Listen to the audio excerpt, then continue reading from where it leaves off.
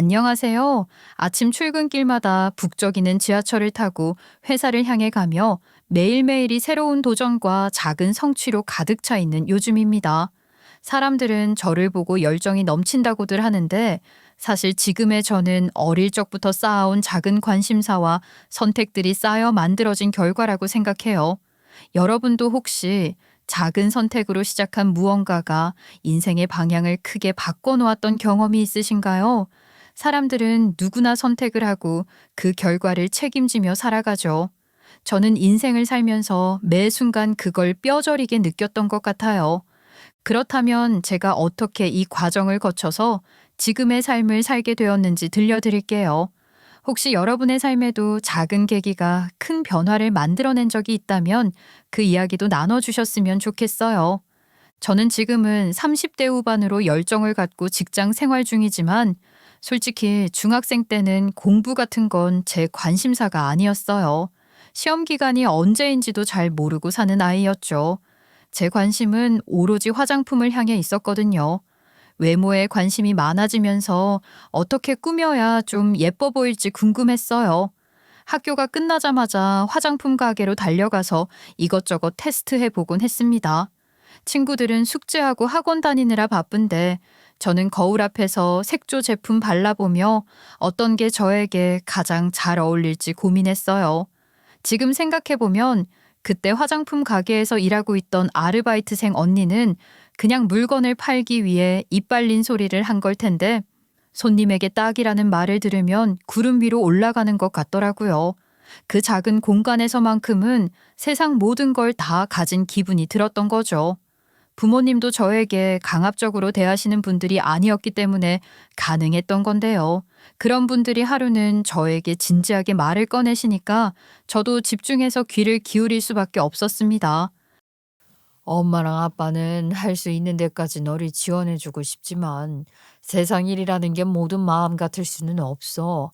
언젠간 너도 네 인생을 스스로 꾸려나갈 수 있어야 해. 엄마랑 아빠가 평생 네 곁에 있어줄 수는 없으니까. 갑자기 무슨 말이야? 아직 엄마랑 아빠는 젊은데 왜 그렇게 무섭게 말을 해? 나 겁주는 거야? 나도 그런 것쯤은 알고 있어. 네가 선택한 건 네가 책임질 줄 알아야 해. 사람은 매 순간 자기가 감당할 수 있는 선택지를 골라야 하는 거야. 화장품이 그렇게 좋으면 계속 관심을 가질 수 있는 직업을 꿈꿀 수 있도록 노력하는 게 현명한 거지. 지금 그 순간만 즐기는 게 아니라 앞으로도 계속 즐거울 수 있는 방법을 찾아보는 게 어떠냐는 말이야. 처음에는 서운하기도 하고 그 말이 왜 이렇게 두렵게 들렸는지 모르겠어요. 그런데 방문을 닫고 들어와 혼자 곰곰이 생각해보니 문득 그 말이 제 마음을 흔들었어요. 마치 뺨이라도 맞은 것 같은 기분이 들더라고요. 제가 언제까지나 용돈 모아서 조금씩 화장품을 살 수는 없다는 걸 느끼게 된 거죠. 그래서 제가 좋아하는 걸로 먹고 살 방법을 찾아야겠다는 생각까지 도달했습니다. 그러고 난 후에 고등학교에 들어가면서 진로에 대해 본격적으로 고민하기 시작했어요. 그러다 화장품 연구원이라는 직업을 알게 되었고 이거다 싶더라고요. 저는 영업하고 판매하는 직업은 맞지 않을 것 같았거든요. 게다가 남들이 만든 걸 써보는 게 아니라 제가 직접 개발에 참여해서 만들 수 있다니 그건 꼭 제가 어릴 때 꿈꾸던 판타지가 현실이 되는 느낌이었어요. 그래서 화학과를 목표로 공부했고 제가 흘린 눈물과 땀방울이 그대로 돌아와서 다행히 원하는 대학교에 진학할 수 있었죠. 대학 생활은 정말 숨 돌릴 틈 없이 바쁘게 살았어요. 이제 드디어 자유의 몸이 되었다는 기쁨에 취해서 CC도 하고 친구들이랑 놀기도 했지만 마음 한구석엔 늘 화장품 연구원이 될 거라는 생각이 자리 잡고 있었기에 공부도 놓을 수 없었답니다. 그래서 독하다는 말을 들을 정도로 학점 관리를 철저히 했어요. 방학 때마다 관련 실습 프로그램이나 연구 프로젝트에 고생스럽고 사소하더라도 참여하면서 관련 경험을 쌓는데도 열중했고요. 물론 너무 힘들어서 쓰러진 적도 있었고 쌍코피를 터트린 적도 있었어요. 그런데 그 고생이 제 꿈에 가까워지는 과정이라는 걸 아니까 포기할 수 없었습니다. 저의 꿈을 이루기 위해 제가 내린 선택이었던 거니까 스스로 책임져야 했던 거죠. 대학 졸업 후에도 진짜 전쟁 같은 시간을 보냈어요. 글로벌 화장품 브랜드에서 인턴십을 수행하면서 석사 학위까지 병행했거든요. 하루하루가 살아남아야 한다는 마음으로 버텨낸 시간이었죠. 주말이고 뭐고 없이 몰아쳤지만 결국 그 시간이 저를 빛나게 해주었습니다. 유명 화장품 회사에 연구원으로 취직하게 된 거예요. 그 순간의 기쁨은 정말 말로 다 표현할 수가 없네요. 그냥 드디어 제가 해냈다는 생각이 온몸을 휘감는 것 같았고 엄마랑 아빠도 기특하다고 칭찬해 주셨어요. 회사 생활을 적응하는 것도 쉽지는 않았는데요. 아무래도 인턴으로 있었던 거랑 연구원으로 근무하는 건 다를 수밖에 없긴 했습니다. 그래도 밤낮 없이 피 터지고 치열하게 살아본 경험이 있어서 그런지 포기할 마음은 들지 않더라고요. 제가 오랫동안 바라던 일이잖아요. 결국 저는 회사 생활에 완전히 익숙해질 수 있었고 워커홀릭처럼 일에만 매달리며 바쁘게 지냈어요. 다들 제 이름을 들으면 일밖에 모르는 일바보라고 부를 정도로요. 그러던 어느 날 직장 후배가 뜬금없이 소개팅을 해보지 않겠냐면서 권유하더군요. 사실 처음에는 듣자마자 웃음부터 나왔어요. 회사 사람들은 제가 얼마나 일에 빠져 사는지 알고 있기 때문에 소개팅 같은 건 저한테 묻지도 않는 편이었거든요. 제가 얼마나 바쁜지 아냐고 무슨 소개팅이냐면서 장난 섞인 타박을 했는데 아주 끈질기게 제안하더라고요. 제가 손사래를 치는데도 후배는 일만 하다가 진짜 중요한 걸 놓치면 어떡하냐고 했죠. 나가서 얼굴이라도 보고 오고 밥 한 끼라도 먹고 오라고 했습니다. 저만큼 집요한 후배로 인해 저는 두 손 두 발 다 들 수밖에 없었어요. 회사 밖에 사는 사람도 좀 만나보고 연인으로서 발전 가능성이 없더라도 친구 좀 사귀라더군요. 그런데 제가 소개팅 자리에 나가서 앉아있는 사람을 보는 순간 정말 할 말을 잃고 말았어요. 거기에 앉아있던 사람이 바로 대학 시절 제가 사귀었던 전 남자친구인 거 있죠? 이게 무슨 상황이야? 네가 왜 여기 있어? 세상이 좁다고 해도 너랑 소개팅으로 만날 줄은 몰랐어. 너는 나인 걸 알고 나온 거야? 난 꿈에도 모르고 나왔어. 그럴 리가. 혹시나 싶기는 했던 게 네가 화장품 회사에 들어가고 싶어 하는 걸 아니까 조금 기대하기는 했던 것 같아. 언젠간 시간이 지나서 너를 다시 만나게 된다면 우리는 어떤 모습으로 재회하게 될지 가끔씩 생각해 보기도 했거든. 뭐? 그런 상상도 해봤단 말이야? 너는 그런 상념에 빠지는 스타일은 아닐 거라고 생각했는데. 내가 너한테 이런저런 미래에 대한 상상을 늘어놓으면 너는 신기하게 생각했잖아. 그랬지. 전부 다 기억난다. 그런데 신기하게 생각했던 게 아니고 멋지게 생각했던 거야. 나는 네가 미래에 대한 상상을 하면서 눈을 반짝반짝 빛내는 게 너무 좋았거든. 그때 기억나? 저희는 이런저런 추억에 잠겨서 이야기를 하다 보니 어느새 시간 가는 줄도 몰랐습니다. 사실 아무리 시간이 흘렀어도 전 남자친구와 웃을 수 있는 저를 이상하게 생각하시는 분도 있을 텐데요. 저랑 전 남자친구가 헤어졌던 것은 감정이 나빠졌기 때문이 아니었어요.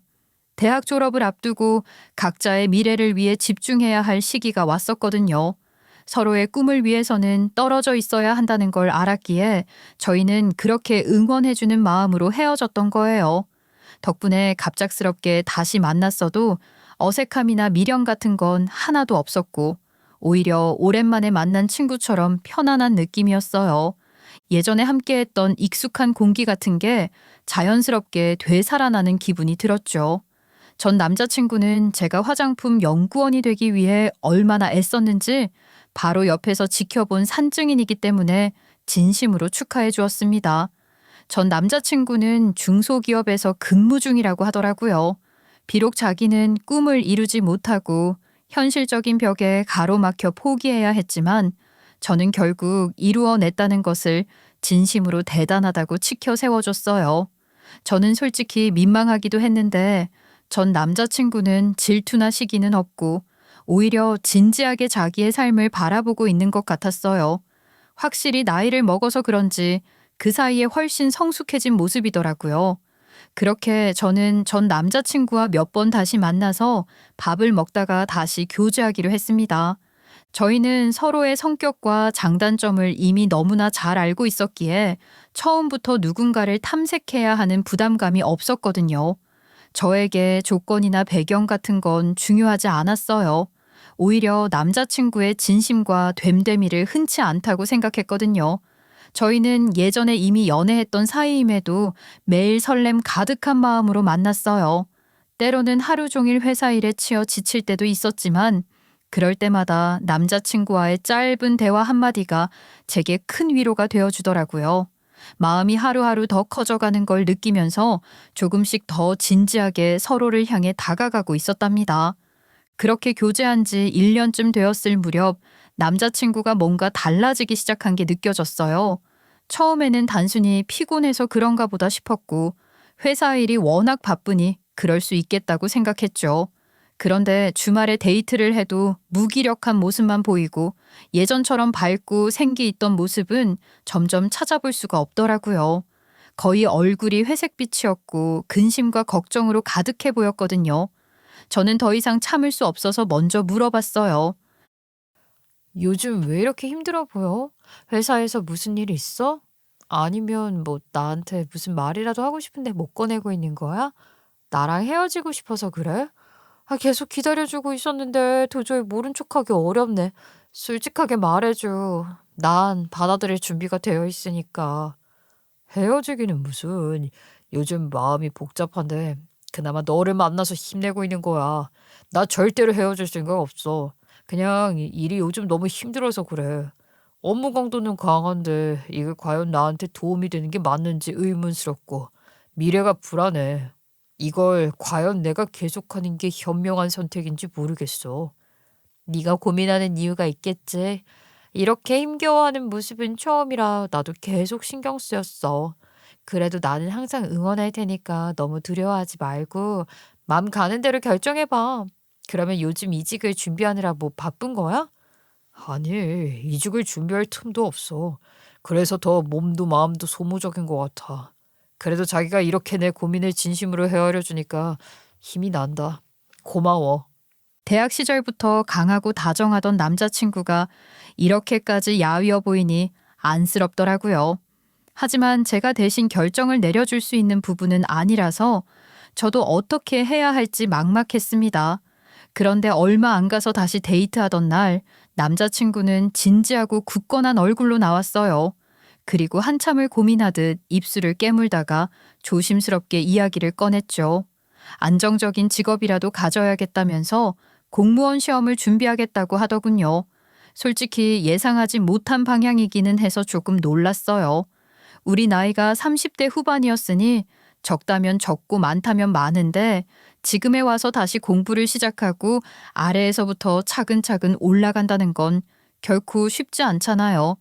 하지만 한편으로는 제 남자친구가 단순히 도피하기 위해 결정하는 사람이 아니고 신중하게 고민했을 것이 분명하다는 것을 알고 있었죠. 게다가 눈앞에 얼굴을 보니 절대로 충동적인 선택이 아니라는 것이 선명하게 보였어요. 그래서 저는 응원해주기로 결심했습니다. 다만 남자친구는 부모님께는 알리지 않고 비밀로 준비할 거라고 했어요. 이 나이에 새로운 도전을 하겠다고 하면 걱정하시고 반대하실 게 분명하다고 했죠. 어떤 분야든 다 그렇지만 공부라는 게 바로 성과로 나타나기 어려운 법이니까요. 그래서 남자친구는 퇴사도 알리지 않을 거라고 하더라고요. 그런데 남자친구의 결정을 지지하면서도 현실적인 문제들을 고려하지 않을 수 없었어요. 남자친구는 연봉도 높지 않았고 학자금 대출을 갚느라 돈도 많이 못 모았거든요. 그래서 당장 퇴사하고 수입이 없어지면 고시 준비를 어떻게 해야 할지 좀 고민스러워 했어요. 저는 잠시 생각하다가 어차피 저희 나이를 생각해서 결혼을 전제로 만나고 있었기 때문에 남자친구의 자취비용과 생활비를 빌려줘야겠다고 결심했습니다. 사실상 결혼할 사람이니 돌려받을 마음은 딱히 없었지만 그래도 어릴 때부터 선택에는 책임이 따라야 한다는 부모님의 가르침이 있었기 때문에 계약서를 쓰기로 했어요.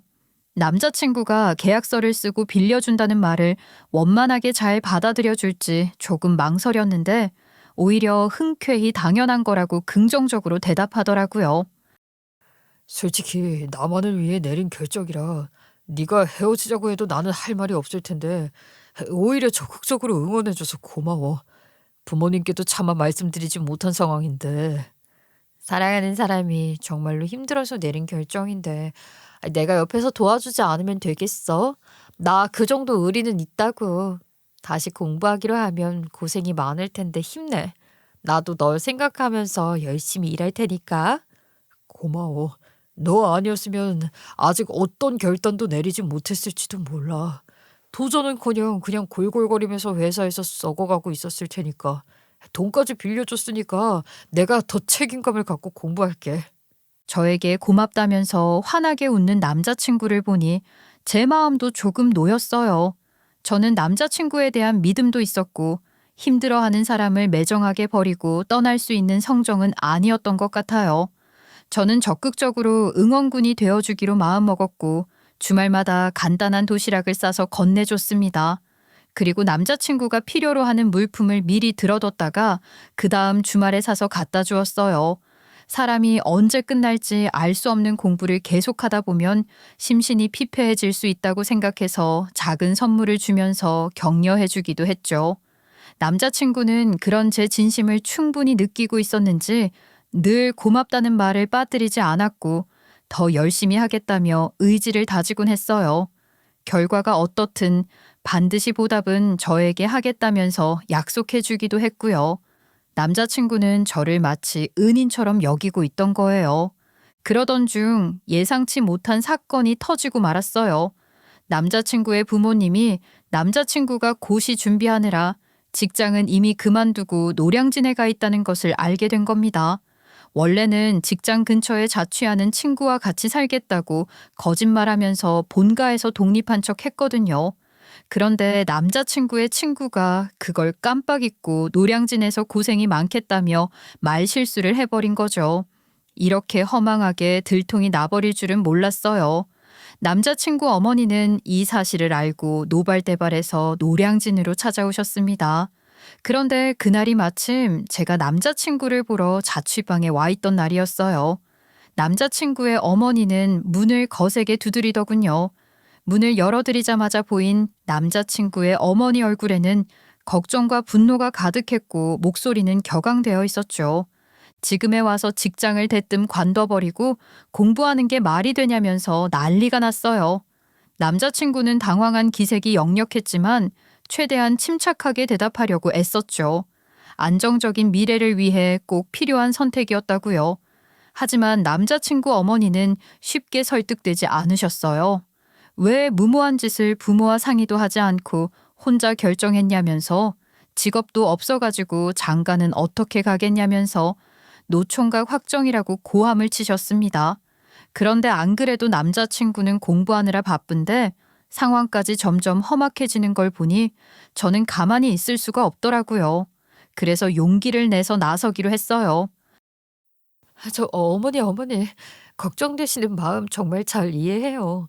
저도 처음엔 놀랐거든요. 그런데 정말 진지하게 고민해서 내린 결정이에요. 오랫동안 신중했으니까 그만큼 함부로 시간을 날려보내지 않을 거라고 생각해요. 저희는 결혼을 전제로 만나고 있고 저는 끝까지 남자친구를 응원할 거예요. 그러니 너무 걱정하지 않으셔도 돼요. 네가 그렇게까지 생각해 준다니 고맙구나. 아이 솔직히 미래는 생각도 하지 않고 멋대로 결정한 것 같아서 아들 일에 걱정이 많았는데 너를 보니까 조금은 마음이 놓인다. 저 정말 회사 다니면서 힘들었는데 여자친구 덕분에 버틴 거예요. 저희는 혼수나 뭐 예단 같은 것도 없이 결혼하기로 해서 제가 장가들지 못할까 봐 걱정하지 않아도 돼요. 저희 둘이 현명하고 검소하게 미래를 계획해 볼게요. 이렇게 네 상황을 이해해주고 헤아려주는 여자친구 만나서 천만 다행이지. 이런 여자가 세상에 어디 있겠니? 제가 차분하게 말씀을 드리니까 그제서야 남자친구 어머니는 약간 안도하시는 듯한 표정을 지으셨어요. 그날 이후로 남자친구 부모님도 새로운 도전을 조금 더 긍정적으로 받아들이려고 노력하셨던 것 같아요. 물론 시험에서 떨어지기만 할까봐 조금은 걱정스러우셨겠지만 최소한 제가 남자친구의 곁을 떠나지 않고 있다는 사실만으로도 큰 위안을 받으시더라고요. 저 역시 남자친구와의 사이가 더 단단해지고 있다는 걸 느낄 수 있었습니다. 그렇게 또 다시 1년이 흐르고 남자친구는 9급 공무원 시험에 합격했어요. 제 마음은 정말 말로 다 할 수 없을 정도로 벅찼죠. 그동안 제가 물심양면으로 지원했던 시간과 노력들이 결실을 맺은 것 같아서 뿌듯했고, 이제 드디어 결혼 준비를 본격적으로 시작할 수 있겠다는 생각에 설렘이 가득하더라고요. 그런데 그 행복이 오래가지는 못했어요. 9급 공무원에 합격하고 나서 예비 남편과 그의 가족들의 태도가 조금씩 달라지는 걸 느끼기 시작했거든요. 예비 시어머니는 합격을 축하하자면서 저를 따로 집으로 부르셨어요. 처음에는 그동안 우리 아들 곁을 떠나지 않고 지켜줘서 너무 고맙다는 말로 시작했지만 곧 분위기는 미묘하게 변하고 말았죠. 네가 능력이 있다고 들었어. 돈도 잘 버는 것 같던데. 혼수나 예단 없이 결혼하는 건 어른들 보기에 체면이 안 서지 않겠어? 직장 동료들끼리 그런 자랑은 안 해? 내가 이만큼 능력이 되니까 이런 것 좀 해드렸다 이런 말들 하지 않어? 친정 부모님도 기대하시는 게 있으실 거고. 직장 동료들끼리 그런 말을 왜 하나요? 그냥 제 남편 될 사람이 뭐 하는 사람인지만 궁금해할걸요? 다들 칭찬은 해주시더라고요. 어머님이 칭찬해 주신 것처럼 제가 의리가 있어서 남자친구 공부하는 거 기다려줬잖아요. 그리고 저희 부모님도 이미 남자친구랑 약속 다 끝낸 거 알고 있으세요. 아이, 그래도 알고 있는 거랑 속마음은 다르실 거야. 약속이라는 게 꼭 반드시 지켜지는 것만은 아니지 않겠어? 만약에 그 약속이 굳이 싶은 거라면 과감하게 깰 줄도 알아야겠지. 저는 과감하게 깰 거라면 애초에 약속하지도 않는 편이라서요. 그러니까 1년을 말없이 공부에 집중할 수 있게 기다린 거 아닐까요? 저희 친정에서는 제가 살아가야 할 인생이고 제가 한 약속이니까 거기에 말 올리는 건 참견이라고 생각하셔요. 저는 예비 시어머니가 뭘 원하고 돌려 말씀하시는 건지 알아챘지만 눈치 없는 척 대답했습니다. 예비 시어머니는 잠시 말을 잇지 못하시다가 약간 서운한 표정으로 고개를 끄덕이셨죠. 하고 싶은 말이 더 남아있는 것 같았지만 더 이상 어필해도 먹히지 않을 거라는 걸 아시는 모양이더라고요. 아쉬운 기색으로 혼자 뭐라 궁시렁거렸어요. 저는 귀가하는 길에 솔직히 좀 찝찝했어요. 예비 남편과 이미 한참 전부터 다 합의된 문제였고 이미 예비 시어머니도 찬성하셨던 부분인데 이제 와서 예비 시어머니가 저렇게 나오시니 앞으로 결혼 준비 과정이 순탄치는 않을 것 같다는 예감이 들었거든요. 그래도 다행히 예비 남편과 데이트할 때는 그런 말이 없더라고요. 그래서 저는 예비 시어머니가 다행히 저의 강경한 모습에 포기한 것 같다고 마음을 놓았어요.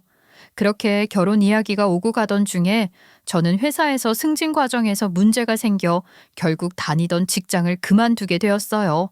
사실 이 결정을 내리기까지 고민도 많았고 정말 많은 용기가 필요했죠. 그래도 퇴사를 결심한 마음 한편에는 예비 남편이라면 제 마음을 이해해 줄 거라는 믿음이 있었습니다. 예비 남편도 한때 직장 생활의 어려움으로 회사를 그만두고 공무원 시험을 준비했던 경험이 있으니 누구보다도 저의 심정을 잘 알아줄 거라고 생각했거든요.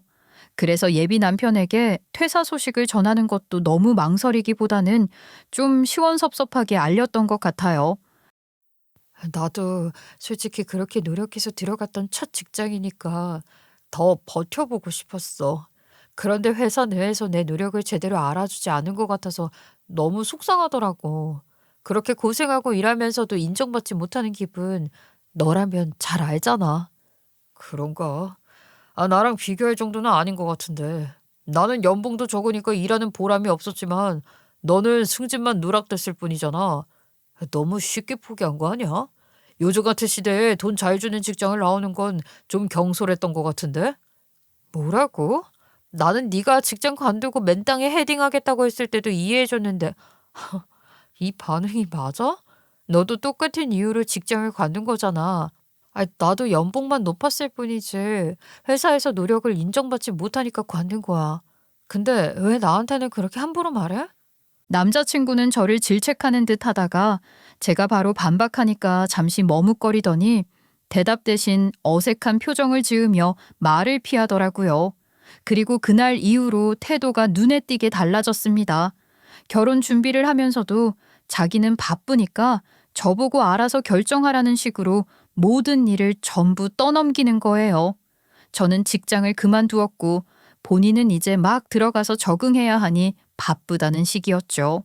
예전처럼 함께 논의하거나 도와주는 모습은 전혀 없었어요.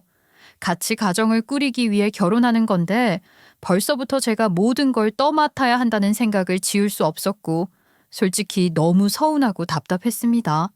그러던 어느 날 예비 시어머니께서 저에게 자신의 친정 식구들에게 인사를 드려야 하지 않겠냐며 예비 시댁으로 오라고 하셨어요.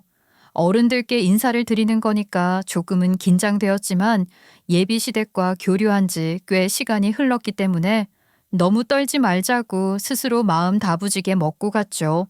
다행히 고압적인 분위기는 아니라서 순조롭게 식사를 마칠 수 있었어요. 그런데 과일을 먹으면서 평범한 대화가 오고 갈 때였습니다. 예비 시어머니가 자신의 친정 식구들이 모두 모여 있는 자리에서 갑자기 저를 몰아세우듯이 말을 꺼내더라고요. 그런데 말이야, 네가 회사를 관뒀다는 얘기를 들었어. 내가 정말 깜짝 놀라기는 했는데 그래도 그동안 연봉도 꽤 되고 다닌 시간도 있었고 퇴직금도 받았을 테니까 3억 정도는 모아뒀겠지. 그 정도는 줘야 우리도 귀한 아들을 내어주고 백수 며느리 받아줄 마음이 들지 않겠어? 당연히 그렇고 말고 그게 아니면 몸으로라도 때워야 공평하겠는데 우리 집에 가정부로 취업이라도 해야 공무원 철밥통 귀한 아들을 모셔갈 수 있게 우리도 허락할 마음이 들지 않겠냐 이 말이야. 어머니 아버지 말씀이 옳아요.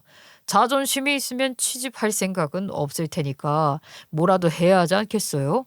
열심히 산 것 뻔히 다 아는데 제가 공무원 합격한 시점에 직장 덜컥 그만두고 온 게 좀 수상하긴 하죠.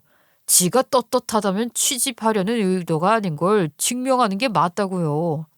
분명히 혼수나 예단 없이 결혼하기로 해놓고선 예비 남편이 구급 공무원 합격했다고 이렇게 싹 바뀌어버릴 수 있나요? 저는 예비 시부모의 말을 듣는 것도 기가 막혔지만 무엇보다 그런 반응을 보면서도 예비 남편이 조금도 놀라지 않고 오히려 두둔하는 걸 보고 가슴이 무너져 내리는 것 같았어요. 제가 대학 시절부터 알고 지내며 믿어왔던 사람, 그리고 결혼까지 생각하고 준비했던 사람이 이렇게 태도를 바꿀 줄은 정말 상상도 못했거든요. 저는 예비 남편을 똑바로 바라보면서 약속을 종이 뒤집듯이 바꾸자는 거냐고, 시댁에서 가정부처럼 일하기를 바라냐고 물었어요. 예비 시어머니는 못하겠으면 이 결혼 다시 생각해보는 게 좋겠다면서 코웃음 쳤고, 예비 남편은 부모님 말씀이 틀린 것은 없다고 다 일리가 있다면서 맞장구 치더라고요. 아주 그냥 저 빼고 다 즐거운 농담이라도 들은 것처럼 화기애애했어요. 예비 시어머니는 거기서 멈추지 않고 자기 아들이 구급 공무원 시험에 합격한 사실을 두고 마치 세상을 구한 영웅처럼 자랑하기 시작했습니다. 말하는 내내 목소리에는 자부심이 가득 차 있었고 그 자리에 있던 모든 시선이 저를 향하도록 우습게 만들더군요. 예비 시어머니의 친정 식구들도 이제는 슬쩍슬쩍 저를 바라보며 조롱에 동참하고요. 공무원이 괜히 공무원이야. 우리 아들은 이제 죽기 전까지 살 길이 뻗은 거야. 그 어려운 시험을 딱 붙었으니 이제 승승장구할 일만 남았다고. 요즘 같은 세상에 이런 남편 만나려면 준비가 돼 있어야 하지 않겠니? 아유, 맞아, 맞아. 앞으로 잘 나갈 텐데. 그런 남편을 맞으려면 어느 정도 갖춰서 오는 게 맞지? 그래야 어른들 보기에도 체면이 서지 않겠어? 양심이 있다면 이렇게 말 나오기 전부터 알아서 기었을 거야. 우리 아들이 이제 손자리가 줄을 설 텐데 솔직히 어미 된 마음으로 아무것도 없이 몸뚱이만 떨렁 남은 여자애한테 장가 보내고 싶겠냐고. 내가 요즘 행복하게 지내야 하는데 우리 아들 안타까워서 걱정되는 마음에 잠을 못 자고 있어. 이제는 그냥 어이가 없어서 저는 더 이상 별 타격도 받지 않았고 예비 시어머니가 하는 꼬락서니를 코미디 프로그램 관람하듯이 지켜봤어요. 그러니까 끝을 모르고 폭주하기 시작하더라고요. 예비 시어머니는 갑자기 가증스럽게 눈물 연기까지 선보이면서 자기 아들의 고생담을 풀어놓기 시작했습니다.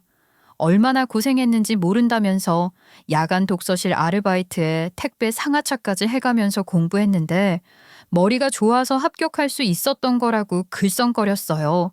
저는 진짜 이게 저를 위해 준비한 연극인가 의심스러울 정도로 어이가 없었죠. 예비 남편은 아르바이트 할 생각도 없었다는 걸 알고 있었으니까요. 그런데 그 자리에 있던 그 누구도 예비 시어머니를 지적하지 않았고 감동하면서 듣고 있더라고요. 심지어 예비 남편조차 뻔뻔하게 미소를 지으며 듣고 있었어요. 자기가 칭찬을 받아야 마땅하다는 듯한 태도까지 보고 나니 온갖 정이 다 떨어져서 비웃음이 나왔습니다. 그런데 이 자식은 차갑게 식은 저를 눈치채지 못하더군요. 저에게 9급 공무원 합격하고 나서 바로 직장을 관두고 이렇게 상황이 반전될 줄은 몰랐다면서 자기를 결혼하고 싶게 만들고 싶다면 설득 한번 해보라고 거만을 떨었어요. 저는 더 이상 참을 수 없다는 생각이 머릿속을 꽉 채웠어요. 이 정도 참아줬으면 충분히 자비를 베풀어줬다고 느껴졌죠. 저는 거만한 낯짝에 대고 피식 웃어줬습니다. 그리고 순간 멍해지는 예비 남편을 뒤로 하고 숨을 크게 들이쉬면서 자리에서 벌떡 일어났어요. 그리고 가방을 열어 차분하게 명함 한 장을 꺼내 들었고요. 그 명함에는 제가 최근에 스카웃된 글로벌 화장품 회사의 이름과 제 직함이 선명하게 적혀 있었어요. 그동안 꾹꾹 눌러왔던 감정이 터져 나오듯 명함을 꺼내는 제 손길은 단호하고 흔들림이 없었죠. 그리고 저에 대해 관심이 많으신 것 같으니 제가 지금 어떤 상황인지 똑똑히 보라면서 명함을 테이블 위에 던지듯 내려놓았어요. 그리고 예비 남편의 얼굴에는 던져줬습니다. 제가 벌벌 기어다닐 거라고 생각했지 이렇게 당당하게 맞서는 반응을 보일 줄은 몰랐나 보더라고요. 순간적으로 정적이 흘렀고 예비 시부모와 예비 남편은 조심스럽게 명함을 주어 내용을 확인했어요. 그리고 순식간에 셋 다 얼굴이 얼어붙었습니다. 저는 가슴 속으로 밀려 들어오는 묘한 통쾌함을 만끽해줬죠. 그동안 제가 첫 직장을 그만두었다는 이유로 아무것도 아닌 사람 취급받으면서 느꼈던 억울함과 분노가 잡것들의 당황한 표정을 보며 조금은 풀리는 듯 했거든요. 이런 잡것들에게는 말로 설명해서는 제대로 상황 파악을 못할 것 같아서 바로 행동으로 보여주는 게 가장 확실하다고 판단했던 거예요. 아니나 다를까 예비 시어머니는 대충 자기가 뭔가 경솔했다고 느꼈는지 잔뜩 울상이 되어 어색한 목소리로 이게 뭐냐고 물어왔어요. 사실 저는 퇴사를 고민하던 중에 억대 연봉으로 스카웃 제안을 받아서 글로벌 화장품 회사에 이직하게 된 거였어요. 그런데 예비 시부모랑 예비 남편이 본인들이 아무것도 아닐 때는 저에게 그렇게나 아양을 덜더니 과연 제가 아무것도 아니게 되었을 때는 어떤 반응을 보일지 궁금하더라고요. 그래서 말을 하지 않았을 뿐이었거든요. 저는 직장도 관두고 모은 돈도 얼마 없어서 고시 준비한다고 빌빌거리는 예비 남편에게 돈까지 빌려줬는데 어이가 없었죠. 지는 아무것도 없었을지 몰라도 저는 모은 돈도 있고 퇴직금도 받았고 충분히 이직할 수 있는 능력 있는 여자였는데 9급 공무원 합격했다고 잡것들은 콧대가 하늘을 모르고 치솟더라고요. 그 와중에 예비 시어머니는 예비 남편이 생고생해가면서 공부한 줄 아는 걸 보면 노량진가 있던 걸 들키고 나서도 거짓말을 더 했었나 보죠. 지난 시간이 아깝지만 이제라도 식장 들어가기 전에 이 자식의 혀가 길다는 걸 알아채서 다행이라는 생각이 들었어요. 예비 시부모도 얼굴이 사색이 되어 있었는데 특히 예비 남편의 얼굴은 귀신이라도 본 것처럼 영혼이 빠져나가 보였습니다. 아니, 그건 그냥 장난이었어. 내가 그런 뜻으로 말한 게 아니고, 내가 너 아니고 누구랑 만나서 결혼하겠어. 우리 대학 때부터 함께 했던 시간이 있는데, 네가 직장 하나 관뒀다고 헤어질 사이는 아니지. 그래?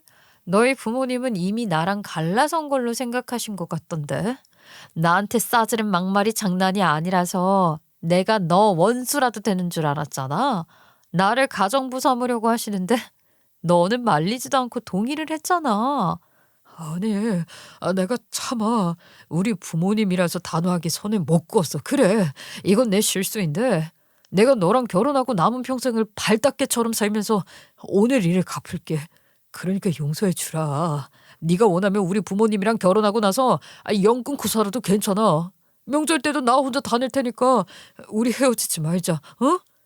니네 어머니가 그렇게 귀하다고 눈물까지 보이면서 자랑한 아들인데 이렇게 박쥐처럼 굴어서야 되겠니? 너는 나랑 뭘 비교해도 한참이나 떨어지는 인간인데 내가 그나마 인간성 하나는 높게 평가해서 같이 살려고 했던 거야. 야, 너는 발닦개라도 못 쓴다고. 예비 남편은 무릎까지 꿇어가면서 싹싹 빌었어요. 그 모습까지 보고 나니 더 이상 미련이 남지 않더라고요. 예비 시부모도 예비 남편이 버릇없는 말을 하는데도 뭐라고 하지는 못하고 저만 간절하다는 듯이 두 손 모아보고 있었습니다.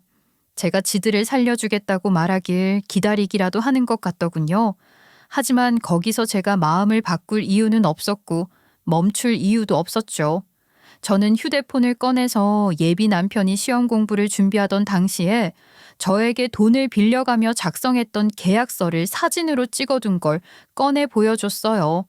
자기 친정 식구들을 다 불러서 저에게 쪽을 주고 콧대 높게 자랑하려던 예비 시어머니는 얼굴이 새빨개지고 말았죠. 이건 이 자식이 공부하겠다고 하면서 저한테 빌려간 돈 계약서 사진이에요. 보시다시피 그 나이 먹고도 남한테 기생하면서 시험 준비했다고요. 자취비용부터 생활비까지 다 제가 빌려줬어요. 근데 지금 와서 어떻게 입 싹 닫고 염치 없이 구는지 모르겠네요. 야, 그걸 말하면 어떡해. 그건 그냥 우리 어머니 아버지가 걱정하실까봐 내가 이만큼 노력하고 있다고 안심시켜드리기 위해 둘러댔을 뿐이야. 일부러 내 이미지 챙기려고 속이려던 게 아니었다고. 나름 중소기업을 몇 년이나 다녔으면서 돈 한 푼 제대로 못 모으고 내가 빌려준 돈으로 공부해서 합격한 거면 고마워해야 하는 거 아닌가? 내가 없었으면 지금 이 자리에 있었겠어? 너는 아직 돈도 없을 테니 됐고 어머님이 대신 갚아주세요. 지금 당장 보내주세요. 그러지 않으면 이 인간이 처음 발령받은 근무지 쫓아가서 돈 빌려가며 공부해서 합격해놓고 홀라당 떼어먹었다고 1인 시위라도 할 거예요. 예비 남편은 쪽팔리다는 것은 알았는지 더 이상 아무 말도 못하고 고개를 떨구었어요. 제 말을 들은 예비 시어머니는 순간적으로 눈이 커지며 깜짝 놀라더니 급히 계좌이체를 하겠다고 휴대폰을 꺼내 들었습니다. 그리고 저는 계좌로 돈이 입금되는 걸 제대로 확인했어요. 이 낯짝 두꺼운 집안은 언제 거짓말을 할지 모르니까요. 예비 시어머니는 안 나오는 눈물을 애써 쥐어짜내가면서 싹싹 빌기 시작했어요. 자기가 아들을 처음으로 결혼시키는 거라 긴장해서 실언을 했던 것 같다고 변명하더라고요. 그래 놓고 이제 와서 사이좋은 고부 사이로 지내보는 게 어떻겠냐고 빌었죠. 제가 별 반응 없이 그냥 팔짱 끼고 쳐다보고 있으니까 예비 시어머니는 무릎까지 꿇어가면서 제 발등에 고개가 닿도록 사과했어요. 자기가 경솔했다면서 결혼하면 시댁에 오지 않아도 되니까 한 번만 봐달라고요.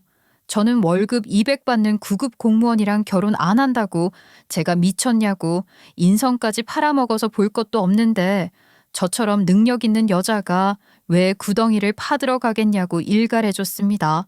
예비 시어머니의 친정 식구들은 그제야 예비 시어머니를 손가락질하면서 수근거리고 있더라고요. 저는 계속되는 구질구질한 말들을 칼같이 거절하고 나오는데 뒤에서 예비 시아버지가 고함 지르고 있었어요. 자기도 나한테 꼬장 부렸으면서 다 예비 시어머니 탓인 것처럼 역정을 내는 꼴이 웃기더군요. 예비 남편도 아예 드러누워서는 자기 인생 어떡하냐고 징징거리는 꼴이었어요. 지들끼리 서로 책임을 미루면서 싸우는 모습을 보는데 사이다를 한 사발 마신 것처럼 속이 시원했죠. 그렇게 단호하게 자리를 박차고 나서면서 저는 저를 위한 선택을 다시 한번 내려야겠다고 결심했어요. 오늘 이후로는 이 잡것들하고 절대로 엮이지 않겠다는 다짐이었습니다. 그렇게 반년이 지나고 예상치 못한 번호로 전화가 걸려왔어요. 처음엔 스팸인가 싶어 무시하려다가 혹시나 하는 마음에 그냥 받아봤는데 놀랍게도 전 예비 시어머니더라고요. 정말 뜬금없고 어이없다는 생각이 들었죠. 이혼도 아니고 파혼한 지 반년이나 지났는데 연락하는 게 황당했으니까요. 제가 전화를 받자마자 한숨을 푹 쉬더니 곧바로 말을 시작하셨는데 그 목소리에는 어딘가 쩔쩔매는 기색이 역력했습니다. 아휴, 잘 지냈니? 그동안 내가 반성을 참 많이 했어. 반년 정도 지나면서 사람이 내가 나이 먹고 더 성숙해진 것 같아. 이 나이에도 사람이 발전하는가 보다. 지금 생각해 보니까 그때는 내가 철이 없어서 그랬던 것 같아. 네가 참 좋은 며느리감이었는데, 아유, 내가 참 미안해. 누가 아직도 며느리예요? 이제 저랑 아줌마는 아무 사이도 아닌데요? 제가 아줌마가 반성하고 말고를 궁금해할 거라고 생각해서 전화하신 건가요? 반성을 하든 아직도 그러고 살든 저랑 아무 상관없어요.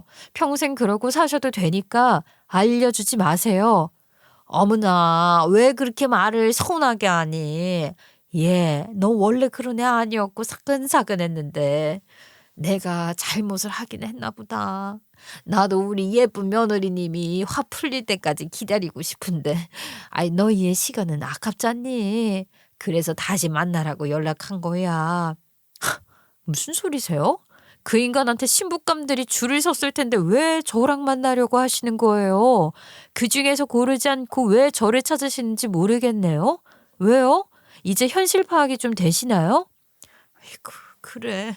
솔직히 말하면 이제 알아버렸다. 30대 후반 남자가 구급 공무원이라는 거는 그 중매 시장에서 아무런 메리트도 되지 않더라. 아유, 내가 잘 몰라서 그랬으니까 용서 좀 해주라. 저야말로 줄 서서 고르기 바쁘니까 다시는 연락하지 마세요. 잠깐이라도 엮이고 싶지 않은 집구석이니까요. 저는 단호하게 선을 긋고 전화를 끊어버렸어요. 설마 저를 아직도 예비 며느리 취급하고 있을 줄은 몰라서 어이가 없더라고요. 그렇게 전화를 끊고 나니 과거와 완전히 단절된 기분이 들면서 마음이 한결 가벼워졌습니다. 새로 이직한 글로벌 화장품 회사에서의 생활은 정말 예상을 뛰어넘을 정도로 성공적이었어요. 제가 그동안 쌓아온 경력과 노력 덕분에 생각보다 빠르게 승진할 수 있었고 연봉 또한 이전보다 훨씬 높아졌거든요. 게다가 동료들과의 관계도 원만하게 지내고 있어요. 매일매일이 도전과 성취로 가득 찬 나날들을 보내고 있어서 행복하답니다. 회사에서도 제가 하는 일에 대해 큰 신뢰를 보여주고 있고 앞으로의 목표를 하나씩 설정해 나가는 지금의 제 모습이 너무나도 만족스러울 뿐이에요. 승진하고 나서는 주변의 권유로 소개를 받게 되었는데요. 그 소개가 제 인생에 다시 한번 행복을 가져다 줬어요. 사연을 쓰는 지금 저는 이별을 잘 극복하고 새로운 남자친구를 만나 즐거운 연애를 하고 있거든요. 지금의 남자친구는 저보다 조금 어린 연하인데 저와 비슷한 경험을 하며 노력하고 살아온 사람이에요. 처음 만났을 때부터 우리는 서로의 가치를 인정하며 존중할 줄 아는 사람이라는 걸 느꼈고 그 덕분에 자연스럽게 호감을 키워나갔죠. 이런 관계는 오랜만이었고 서로가 서로에게 꼭 필요한 존재라는 걸 느끼게 됐어요. 그런데 최근에 남자친구와 데이트를 하던 중이었는데요. 둘이 같이 맛있는 저녁을 먹고 여유롭게 산책을 하고 있는 도중에 갑자기 모르는 번호로 전화가 또 걸려왔어요. 평소 같았으면 무시했을 텐데 뻔히 전화 벨소리가 울렸는데 대놓고 안 받으면 오히려 남자친구가 이상하게 생각할까봐 어쩔 수 없이 받을 수밖에 없었죠. 그런데 그게 전 예비 남편이더라고요. 순간 심장이 철렁 내려앉는 기분이 들었지만 표정은 최대한 차분하게 유지하며 전화를 받았어요. 그런데 전 예비 남편은 통화하자마자 바로 자신의 후회를 털어놓기 시작하더군요. 잘 지내? 네가 혼자 지낼까 봐 걱정이 되어서 연락했어. 너는 겉으로는 강단 있어 보여도 사실 여린 마음을 간직한 사람이잖아. 그러면서도 내가 힘낼 수 있게 든든하게 위로해주고 너 같은 여자를 왜 놓쳤는지 후회된다. 다시 돌아올 수는 없을까? 아니, 헤어진 지가 언젠데 이렇게 구질구질하게 굴어. 그리고 지금 나 데이트 중이거든? 인간성도 좋고 멋진 사람을 만나는 중이라고. 너 같으면 단 몇 초라도 못도 없는 인간한테 시간 할애하고 싶겠냐? 나 지금 너무 행복하니까 시간 아깝게 방해하지 말라고 좀. 뭐? 벌써 새로운 사람을 만나고 있다고? 아유, 거짓말이지. 내가 널 빨리 잊으라고 마음 떼어놓으려고 하는 거짓말 맞지? 네가 나를 벌써 잊었을 리가 없잖아. 웃기고 자빠졌네. 야, 내가 널 왜 못 잊어? 너보다 뭐라도 잘난 구석 있는 남자가 이 세상에 수두룩 빽빽할 건데. 거 헛소리 하지 말고 이럴 시간에 추가 수당이라도 받아야 하지 않아? 2번 다시 연락하지 말고 국민들 혈세로 월급 받는데 농땡이 피우지 말고 일이나 해. 전 예비 남편은 저에게 새로운 사람이 생겼다고 하니까 잠시 말을 잇지 못하고 당황한 기색을 보이더니 뭔가 변명하려는 듯 말을 이어가려 했어요. 하지만 저는 그 자식의 말을 끝까지 듣고 있을 필요를 느끼지 못해 바로 전화를 끊어버렸죠. 그리고 옆을 돌아보니 제 통화를 전해 들은 남자친구가 웃음을 참지 못하고 있더라고요. 남자친구는 제가 그랑 만나기 전에 이미 한 차례 헤어진 이야기를 전부 알고 있었거든요. 저는 제가 얼마나 잘 헤어진 건지 이 자식이 스스로 증명해 보이고 있다고 씩씩거렸어요. 그랬더니 남자친구는 웃음을 그치고 차분하게 제 손을 잡아주면서 이제 그 인간이 돌아올 수 있다는 희망조차 갖지 못하도록 결혼을 생각해 보는 것도 좋겠다고 말했습니다. 그 말을 듣는 순간 감동이 밀려왔고 마음이 한결 편안해지더라고요. 지금의 남자친구는 과거의 실수나 상처를 되짚는 대신 저와 함께 미래를 만들어갈 사람이라는 확신이 들었거든요. 남자친구는 저를 있는 그대로 존중해줬고 저 역시 그에게 같은 마음을 느끼고 있답니다. 이렇게 서로를 진심으로 응원하며 성장하는 관계가 얼마나 소중한지 새삼 깨닫게 되었어요. 저는 앞으로도 더 나은 커리어를 쌓아가며 지금의 남자친구와 함께 더 행복한 미래를 만들어갈 계획이에요. 과거를 돌아보면 아까운 순간도 있었지만 결국 그 모든 경험이 지금의 저를 만든 밑거름이었다는 걸 잘 알고 있어요. 잘 헤어졌고 잘 선택했으며 잘 만나며 살아가고 있는 중이라는 걸 확신하며 앞으로의 삶을 더욱 기대하고 있죠. 새로운 시작과 함께 저는 앞으로도 제 자신을 잃지 않고 계속해서 나아갈 거예요. 제 이야기가 누군가에게는 작은 위로가 되었거나 새로운 도전의 계기가 되었기를 진심으로 바랍니다. 여러분도 각자의 자리에서 빛나는 여정을 만들어가고 계실 거라 믿어요. 혹시 저와 비슷한 경험이나 생각이 있으시다면 언제든 나눠주시면 좋겠어요. 우리 모두의 이야기가 누군가에게는 큰 힘이 될 수 있으니까요. 사연 끝까지 들어주셔서 고맙습니다.